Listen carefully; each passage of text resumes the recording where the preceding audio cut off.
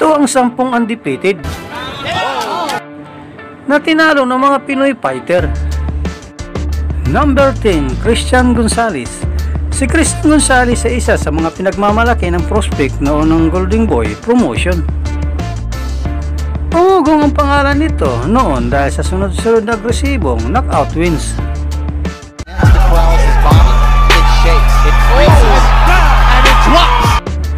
Kaya naman bilang pataba sa kanyang kartada taong 2017 ay tinapat na naman sa kanya ang isang Pinoy na si Romero Dono. Yamadong-yamado sa pagdating ng pustahan itong si Gonzalez, hindi pa kasi kilala itong si Dono sa panahon na ito at itong pagkakataon na siya ay lalaban sa Amerika. Malinis ang kartada ni Gonzalez na may 16 wins, 14 wins by way of knockout at walang talo. Habang si Dono ay may 13 wins, 11 wins by way of knockout at may isang talo. Marami nakakaalam na magiging madali lamang ang laban na ito para sa prospect ng Golden Boy. Subalit hindi nila alam na may pamatay kanan itong si Romero Dono. Pagdating ng kanilang laban ay naging agresibo ang undefeated na si Gonzalez at tila gustong itulak sa lubid itong si Dono. Opening round against Romero Dono. Sipa 16-0, trained by father Oscar Gonzalez Sr. Coming out very... Hindi naman nagpapuli ang Pinoy, gumaganti rin ito ng mga hook at mga combination. Stronger and more effective than the responses right now. This is ruthless to believe that he's a stronger puncher. I think one mistake he... Bago matapos ang unang round, isang counter right hook ang pinakawalan ng Pinoy na nagpabagsak nitong kay Gonzalez. Oh, nice shot by Alexander. Oh, and he goes down here in the first. He's definitely hurt. He's hurt. Hilong-hilong tumayo itong si Gonzalez dahil sa suntok na tinamo nito. He got tagged. That's why you need the jab. Taylor's looking at him. Is he gonna... Maswerte at nakaligtas pa rin ito sa unang round dahil sakto naubos na ang oras. Kasunod na round na hindi pa rin nadala ang undefeated prospect at sugod ng sugod pa rin ito. First round he was dropped. Right, and he seems to be taking the time. Kaya naman isang right hook ang pinakawalan ng Pinoy na siya namang tumapos nitong kay Gonzalez. Oh! Getting caught for the second time. His eyes are glazed. I don't know if they're gonna let him keep going. And it is over! Sa lakas nga ng suntok ni Dono ay nauwi sa stretcher itong si Gonzalez. Number 9, Carlos Caraballo. Si Carlos Caraballo ay may 14 wins by way of knockout at walang talo. Ganyan ang kartada ng talented boxer Puerto Rico na si Carlos Caraballo. Caraballo ay isang kalawiti na may pambihirang knockout power. Pinapabagsak lang nitong si Caraballo ang mga nakakalaban niya noon. Ganyan po kalupit ang boksingirong ito. Aquino goes down. And it was a short left that did it. 7, 8, 9, 10. Matapos manguna sa top rank October ng 2021 ay kagad naman siya naitapat sa isang Pinoy. Mula sa Zamboanga del Norte na si Jonas Sultan na may kartadang 18 wins, 11 wins by way of knockout at may 5 talo. Diyadong-diyado pagdating sa pustahan itong si Jonas Sultan at base nga sa betting site 90% lamang ang binigay nilang tsansa na mananalo si Sultan sa labang ito. Ganun pong kababa, samantala 83% naman ay binigay nilang tsansa para kay Carlos Caraballo. Bagamat heavy underdog, hindi pa rin nagpatinag ang Pinoy sa bata ni Bob Arum at sa 100% ratio nito. Sa round 2 naging agresibo ang Pinoy. Isang kanan mula kay Sultan ang lumusot sa depensa ni Caraballo na napabagsak dito. Kaagad naman umatake ang Pinoy pero nanatiling kumpos ang Puerto Rican. This is time for Caraballo to respond. Both what this fight was all about. Trading leather. Wala pang 2 minuto sa round 3, bagsak muli ang undefeated ni si Carlos Calabario matapos tamaan ng short hook mula kay Sultan. Pero bago matapos ang round 3 ay naka-score ng knockdown si Calabario. Might have just been saved by the bell there. He got lucky. No, he's gonna call a knockdown. Sa mga sumunod na mga round, maganda ang atake ng undefeated Puerto Rican dahilan upang makabalik ito sa scorecard. He made the adjustment, gets his back Sultan up. Nice left hook. Yeah. Caraballo finding a home for that left hand. Subalit sa round 6, isang napakalutong na right straight ang pinangkawalan ni Sultan na muli naman nagbabagsak kay Calabario. Caraballo with a right hand by Boom. Short, tight, precise punch by Sultan. Pero nakatayo rin naman ang Puerto Rican at nagpatuloy sa laban. Sa pagpapatuloy ng kanilang bakbakan, mainit din ang palitan ng 2 boksingero at mayroon din pagkakataon na nayayanig ang Pinoy sa mga suntok ni Calabario. goes to work. Another combination. Good straight left hand. Another straight left. Wala pang 1 minuto sa round 9 ay isang magandang kaliwa ang na-sit up ng Pinoy upang pabagsakin muli ang Puerto Rican. Sa pang-4 na pagkakataon, Fantastic condition. Sultan knocks him down again. pero muli rin nakatayo si Calabario at matapos na nga ang 10 round ng maaksyong bakbakan ay nakuha nga ng Pinoy ang panalo. Ang inaakalang maling laban para kay Calabario ay naging bangungot para sa Puerto Rican. Number 8, Mikhail Alexei. 2019 na isa na naman ang undefeated mula sa Russia ang nakalaban ng Pinoy. Ang Russian prospect na si Mikhail Alexei ay may kartadang 12 wins, 4 wins by way of knockout at walang talo. Hindi birong boksingero ito sapagkat ito rin ang boksingerong nagbigay ng kauna-unahang talo kay Romero Dono. Inaakala ng Russian fighter na ito na madali lang matatalo ang Pinoy na si Roldan Aldia. Subalit kakaibang lakas dedikasyon ang pinakita ng Pinoy sa agresibong Russian fighter na tila ba gustong sagasaan itong si Aldia.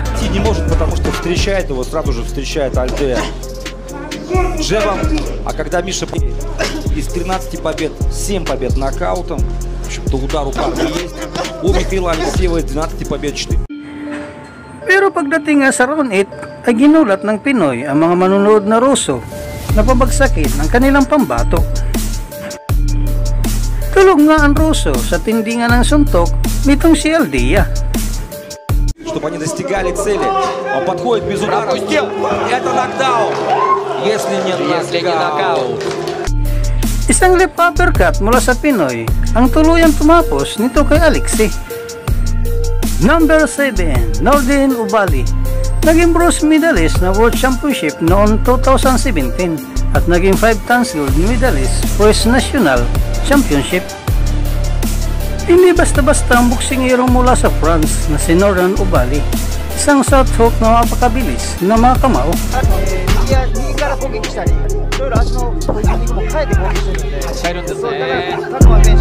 Taong 2010 nang mapanalunan niya ang WBC Bantamweight title ng talunin niya ang Amerikano na si Rocky Warren by unanimous decision. Matapos noon ay 2 beses din niya na dipinsa ng kanyang titulo hanggang sa Mayo 2021 ay naitapak naman siya sa 38 anyos na si Junito Donaire. Malinis din ang kartada ni Ubali na mayroon 17 wins, 12 wins by way of knockout at walang talo. Marami ang nagsasabi na tatalunin nga lang itong boksingero na si Nonito dahil matanda na ito. Subalit pagdating ng kanilang laban ay nas nang ibabaw ang experience at ang lakas ng Pinoy legend. Hindi umubra ang pagiging technical ng princess sa malamasong kamao ni Nonito Donaire. Isang three-punch combo ang pinakawalan ng Pinoy legend sa 4th round upang tuluyang burahin ang undefeated champion.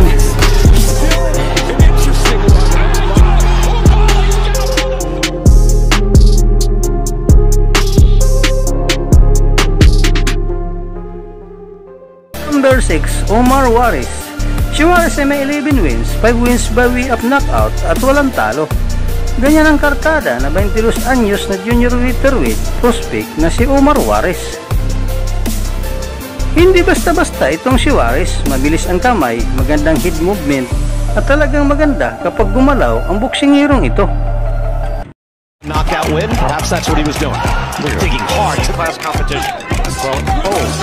Big hook! Hulyo ng 2022, naitapat naman itong si Juarez sa isang Pinoy na journeyman na si Ol Rivera na may alias na Damasing Gun.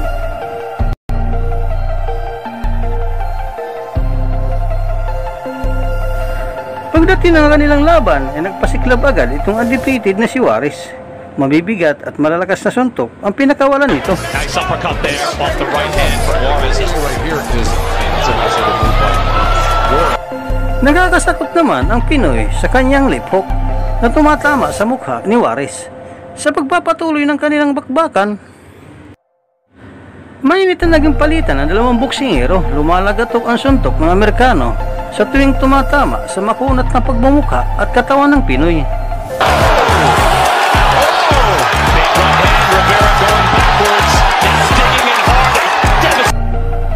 Grabe kapag bumitaw itong si Juarez, animo yung gusto nang tapusin ang kanilang bakbakan.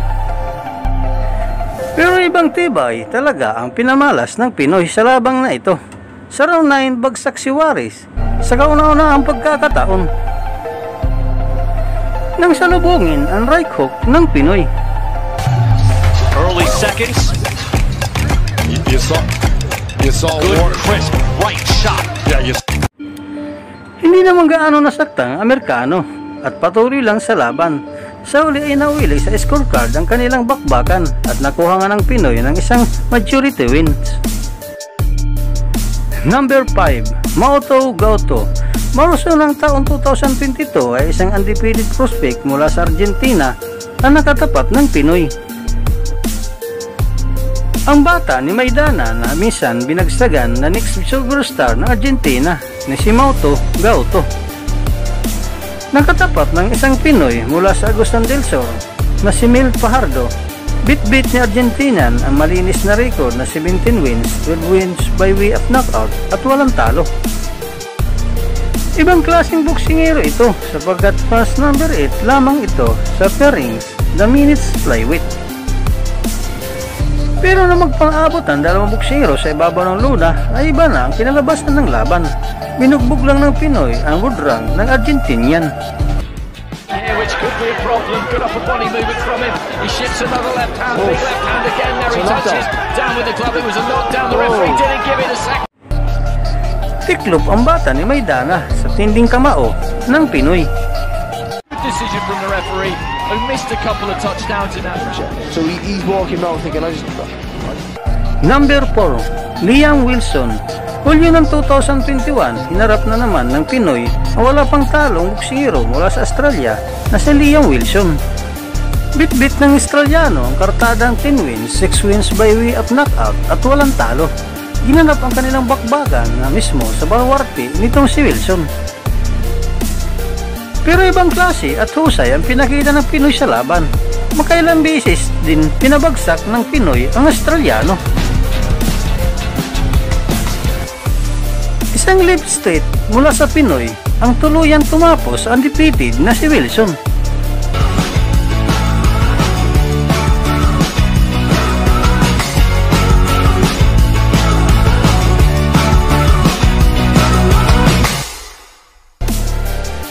Number 3, Ken Turman. Si Turman ay may 29 wins, 22 wins by way of knockout at walang talo.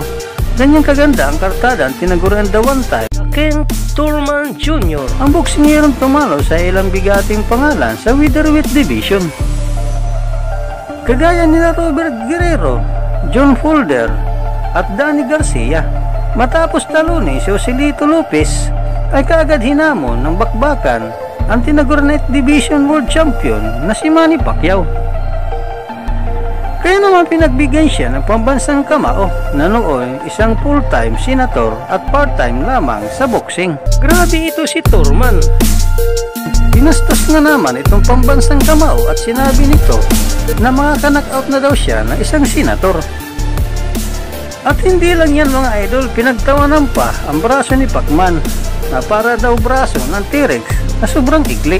Pacquiao, T-Rex arms. Pop, pop, pop. And they're like, woo! Several days later. Gentlemen, we went over the rule. Pero pagdating mismo sa laban ay tinuruan ng leksyon ni Manny Pacquiao ang hambog si Thurman. Pero binulagan ng pambansang kamao ang buong MGM brand matapos itong pabagsakin ng kampiyon sa unang round. Pacquiao. Oh, down goes Thurman!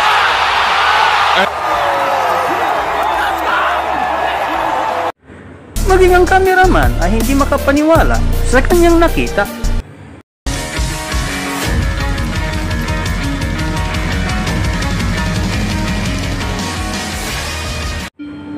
Kamuntikan pa nga tumikli si Thurman sa round 10 matapos tamaan ng malakas na body shot ni Manny Pacman, at tapos ito sa 12 round ng bakbakan ay natikman Thurman ang kaunahan nitong pagkatalo.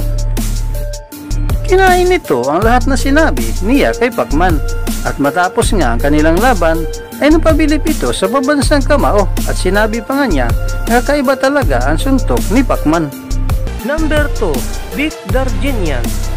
Si Darginian ay isang unified flyweight champion at minsan ay hindi pa ito natitikman na matalo sa larangan ng boxing dahil sa kanyang malaturo na estilo at may agresibong knockout wins. 2007 nang dipinsahan niya ang kanyang titulo kontra sa batang si Donaire. Kumpiyansa ang undefeated champion na sinabi pa nga ito na bubugbugin lamang niya daw si Donaire. Bit-bit ni Darginian tarang 28 wins, 22 wins by way of knockout at walang talo. Sa lupit nga ng kakredensiyal nitong si Darginian ay wala nang nag-aakalang tatalunin pa siya ni Donaire. Pero ginulat ni Donaire ang mundo ng boxing nang tapusin ang isang suntok ang undefeated na champion. Working well. Oh my God, Darginian down for the first time. Struggling to get to his feet.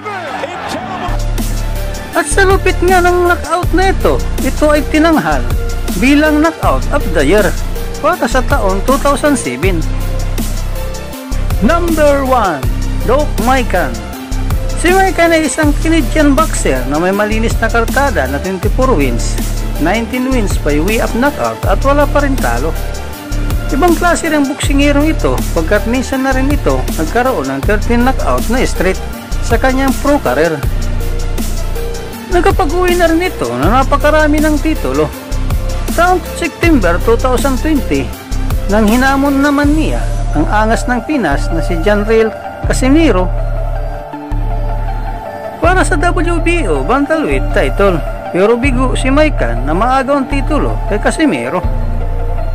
Tinapos agad siya ni Cuadrualas sa 3rd round.